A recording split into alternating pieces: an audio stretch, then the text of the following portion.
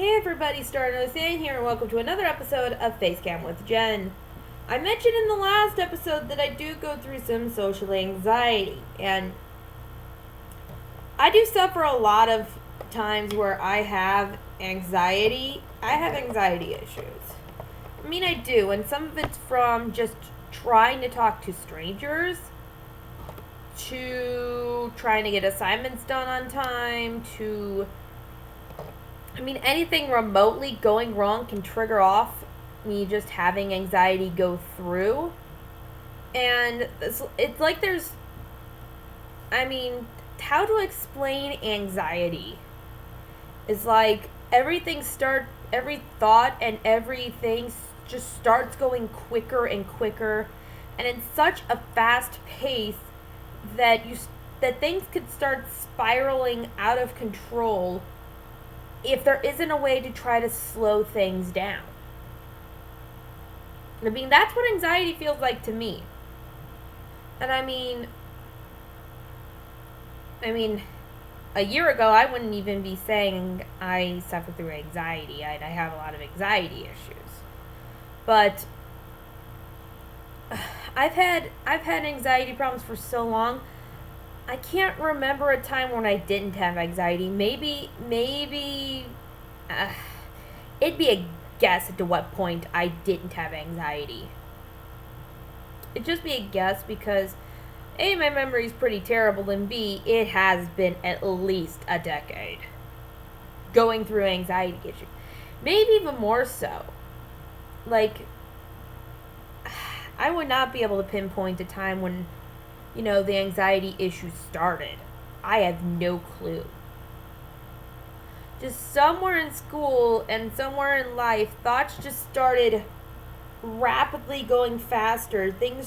And I started putting myself in a lot of panic situations where thoughts are flying around so fast that sometimes it's so hard to keep things in self-control. It's extremely hard at times because the levels of anxiety could be it's minor anxiety to where we're going up to the point where as high as I can reach sitting up here. You can see my arm is not bent at all here, and this is a pretty high level because this is like 2.5 feet above my head.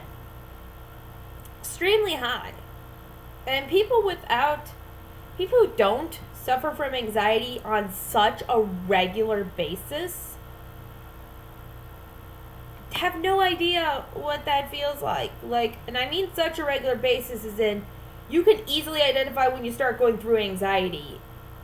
Or, well, if you go through a counselor and stuff. And part of the reason why things are a little bit better with my anxiety issues is because I've been with a counselor here through the university, and because of the way things work, I was able to be with the same person since the beginning of the fall semester, which is great because it's helped me for so long working through a lot of my own personal issues. And I'm just going to go with what my mom states, and at least once in life, everybody should go to a counselor. Whether it's for marriage counseling or making sure you are just okay. Making sure, everything is all okay up here. And I completely tell you, not everything is all okay up here.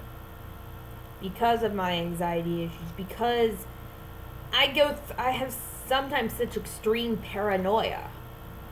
Like, I worry so much about some things, and that also gets my anxiety worked up, too. Like, I'll start having anxiety problems there, too. A lot of things can trigger anxiety problems for me.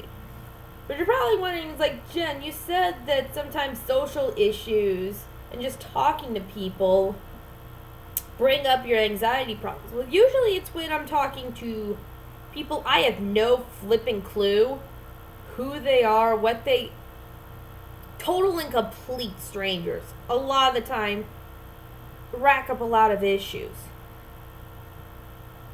It doesn't work that well. And I mean, because of the way my social anxiety is and the fact that I'd rather be around a smaller group of people, more closely tight knit, and be a lot more indirect, impersonal, well, indirect. That's why I'm able to make YouTube videos. I'm not directly speaking to you guys. You guys are just coming here and seeing what I have stated in a video. This is very comfortable, doing this. And working with people who I'm extremely familiar with. When it starts going into the territory of strangers and people who I have to be a certain way, which is not always going to be the right way, it makes things a little difficult. I mean, in class, I'm so focused on class that anxiety doesn't pop up there. But when it's something of some importance or just, what am I trying to say? Like, I would have a very hard time working a lot of common jobs. Because I'd be talking to people in and out, and that would be even more physically exhausting, would cause a lot more exhaustion than actually doing the actual job itself. Because it requires me to socialize, because a lot of jobs can require me to socialize with so many people. I mean, it's to the point where I definitely fear a lot of the job market after I'm graduating, because it can cause a lot of problems to where I may not be able to keep a job just because of my anxiety. Not to mention that I rather do things on my own than do things as a group. The less people, the better if I have to do stuff as a group. Because if it's something where I am responsible for stuff and my performance may suffer because of somebody else, I'd rather have my performance suffer because I did something. And it is just me for something that I was 100% completely in charge of. Instead of, oh, I'm in trouble because somebody else didn't do shit. Because it lowers my anxiety, because then I'm totally in charge of my own destiny. I hate group projects with a passion, because it works me up and it works up the anxiety so much. Because then I'm just constantly bugging people to get stuff done on my own mental schedule, which is not the same as everybody else's. I apparently have one of the earliest and strictest mental schedules in the world, because I like to have things done, especially if it's a group project and it needs a little bit more evaluating. I like it to get done a lot sooner than what everybody else wants it to do. My own expectations and where I want things is higher than everybody else's, which severely pisses me off. Can't do group projects. I despise group projects because shit's not going to get done. Sorry, I need a bit of water because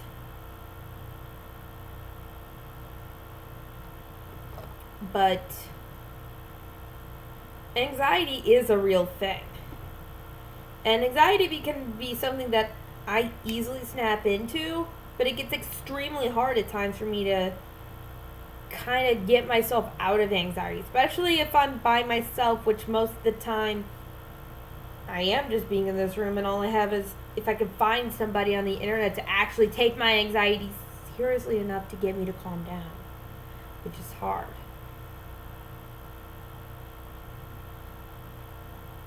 The right words have to be said, or it's going to continue working me up, and the anxiety is just going to get worse.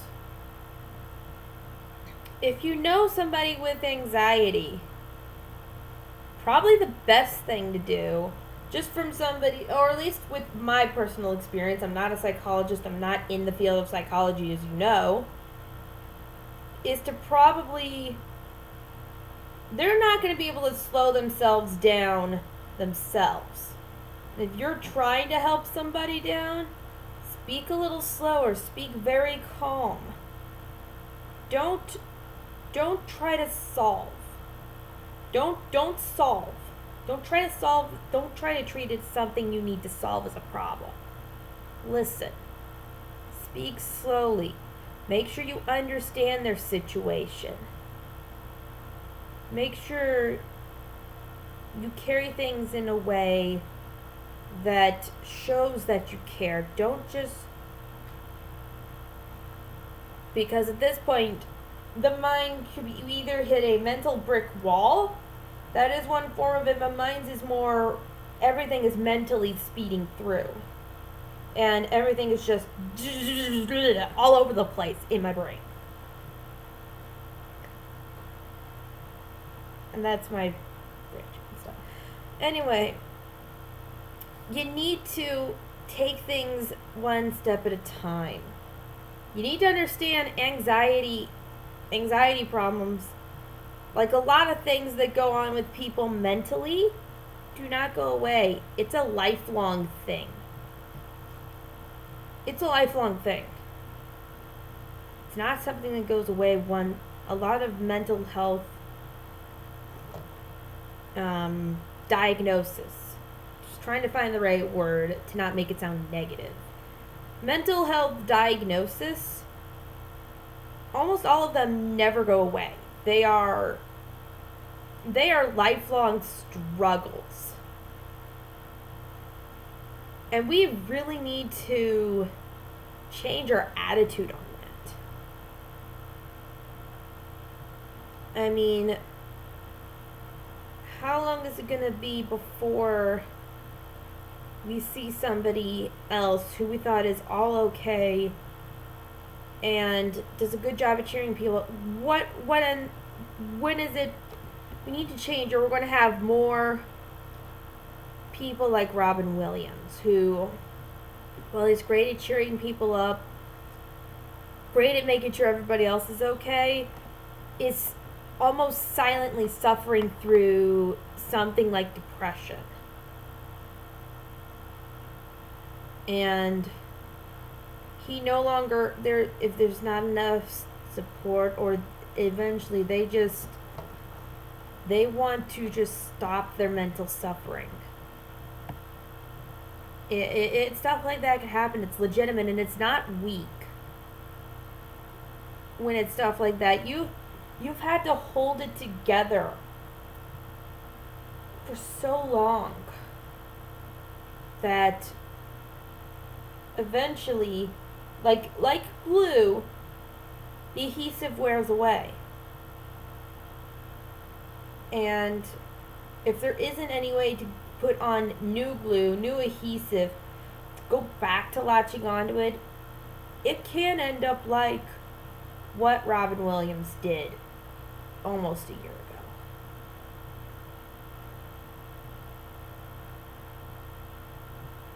It could end up with suicides, attempted suicides. We need to change how we treat any diagnosis of mental health. Because physical health is important, but I don't think a lot of people value mental health as anything important, and yet we've had a lot of instances where mental health, if there was more attention to mental health, a lot of things could have ended differently. Thank you guys so much for watching, and I'll see you next time.